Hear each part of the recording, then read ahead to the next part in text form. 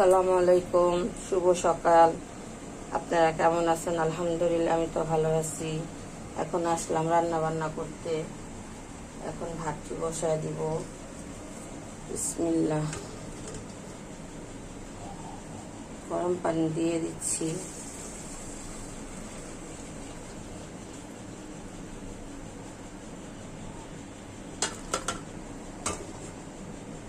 বিসমিল্লাহ। কড়াইটি বসায় দিলাম। পেঁয়াজ দিয়ে দিচ্ছি। বিসমিল্লাহ।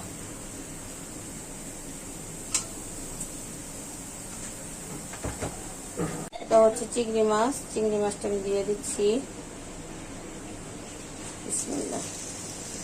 যেহেতু পুঁই শাক রান্না করবো, পুঁই শাকে চিংড়ি মাছ না হলে তো মজাই হয় না।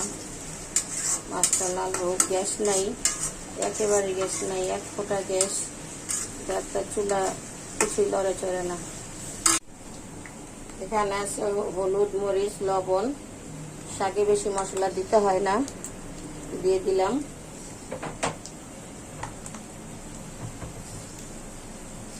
শাক শুধু শুধু ভাজি করা যায়। পানি দিয়ে দিলাম।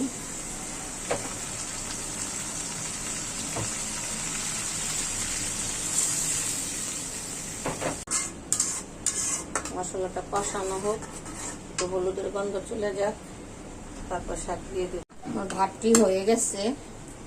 ভাতটি এখন ছেঁকা দিয়ে নিচ্ছি।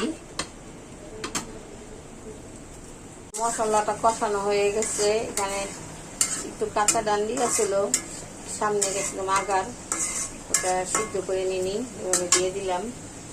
আর এই যে এখানে আছে শাকের ডান্ডিগুলো আর কাঁঠালের বিচি, এগুলো এখন দিয়ে দিব। বিসমিল্লাহ।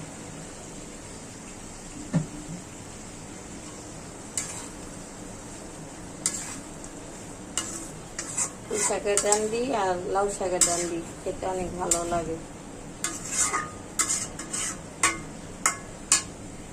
এখন দিয়ে দিচ্ছি পাতাগুলো। এই যে পুঁই শাক। বিসমিল্লাহ।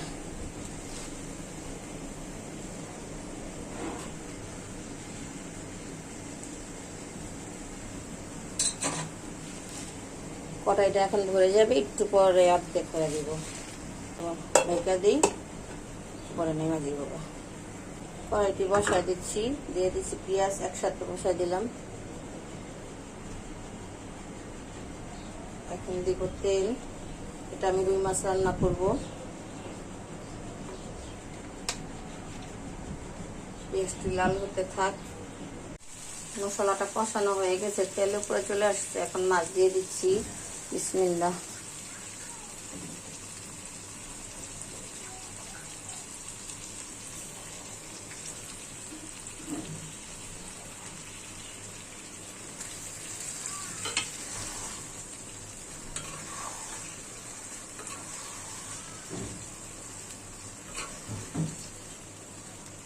মাছ একটু জিরার গুঁড়া দিয়ে দিব।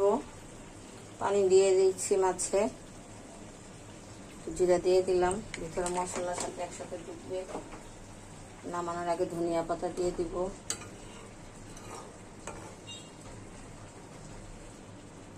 আস্তে আস্তে হোক, মশলা ঢুকুক মাছে।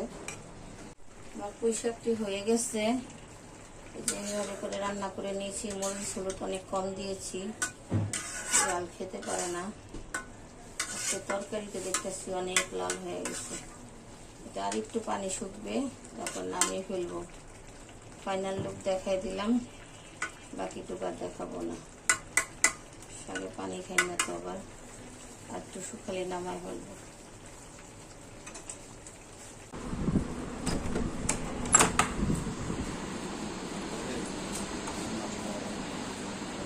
ওই যে দুধ দি ও, ওরে আবার আমের কি দিয়েছে, দেখছো? ঢুকেও না ঘরে, যা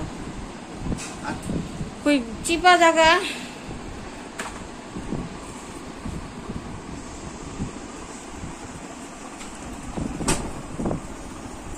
পুরা কেরেটটা খুললাম, বেশি আছে।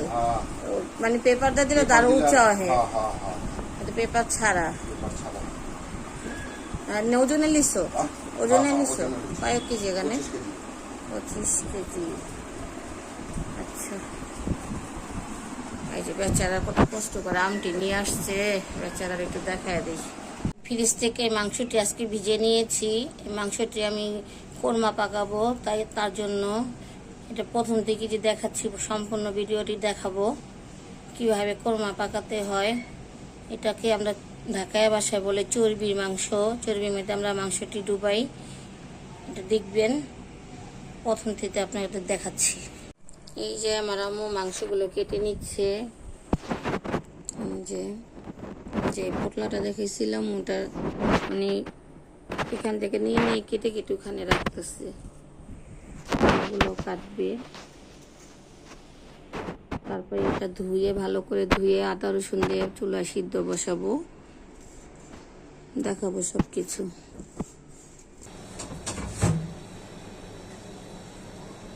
এখানে 5 কেজি মাংস আছে। এই যে একদম ফ্রেশ মাংস, যাকে বলে সলিড। এটা আমি কোরমা বানাবো। গরুর মাংস কোরমা বলে, কোরমা বানাবো। বিসমিল্লাহ।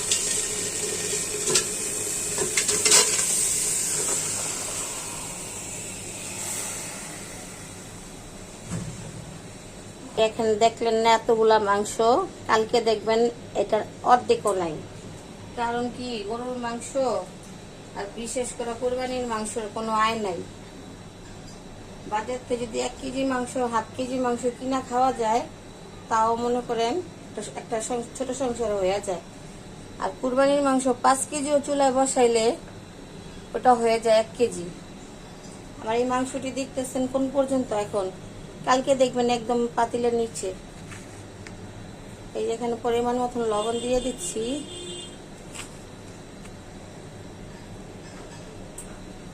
লবণ দিয়ে দিলাম।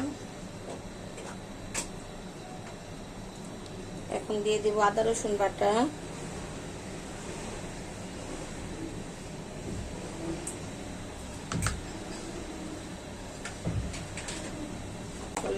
আলাম গরম মশলা,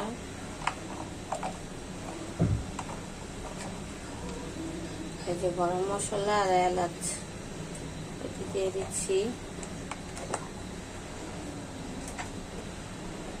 দেব শাহি গরম মশলার গুঁড়া,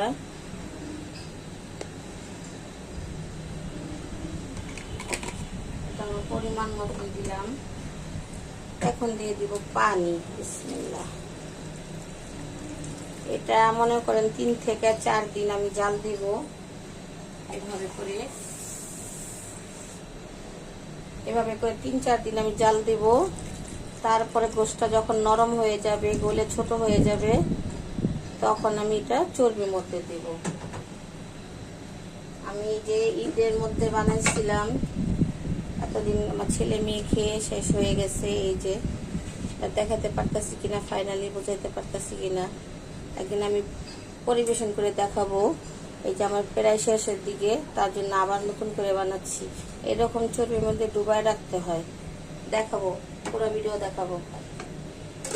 এটা একটু দেখালাম, মানে এটা ঈদের ছিল। ঈদের থেকে এই পর্যন্ত খেতে খেতে শেষ। আবার কাঁচা গোস্ত রান্না করছি, রেজালা পাকাইছি, বিরিয়ানি পাকাইছি, কত কিছু রান্না করে বাচ্চাদের খাওয়ালাম। কিন্তু আমার বাচ্চাদের সবচেয়ে ফেভারিট খাবার হলো এটা। ওদের এটা 2টা টুকরা মাংস দিলে আর ডাল দিলে আর কিছু লাগে না। সবাই, আমার নিজেরও, আমার রান্না করা মাংসর থেকে ভালো লাগে আমার এই মাংসটা। রান্না করা মাংস আমি তেমন খাই না। প্রতিদিন আমি একদিন পর পর গরুর মাংস রান্না করি, শুধু আমার ছেলের জন্য। আমার ছেলে খুব মাংস খায়, ও মাংস ছাড়া কিছু ভাত খায় না। তাদের দেখাবো, রেখে দিলাম। এই যে দেখুন, আমি যে মাংসগুলো বসাইছিলাম কোরমার জন্য, মাংস এই পর্যন্ত ছিল, এখান থেকে কোন পর্যন্ত নামছে বলছিলাম না, মাংস একদম কমে যাবে। এই যে দেখুন কমে গেছে। এখনো পানি আছে, পানিটা সম্পূর্ণ শুকাবো। আর মাংস প্রায় গলে গেছে, পানিটা শুকালেই তারপর চর্বির মধ্যে দিয়ে দিব।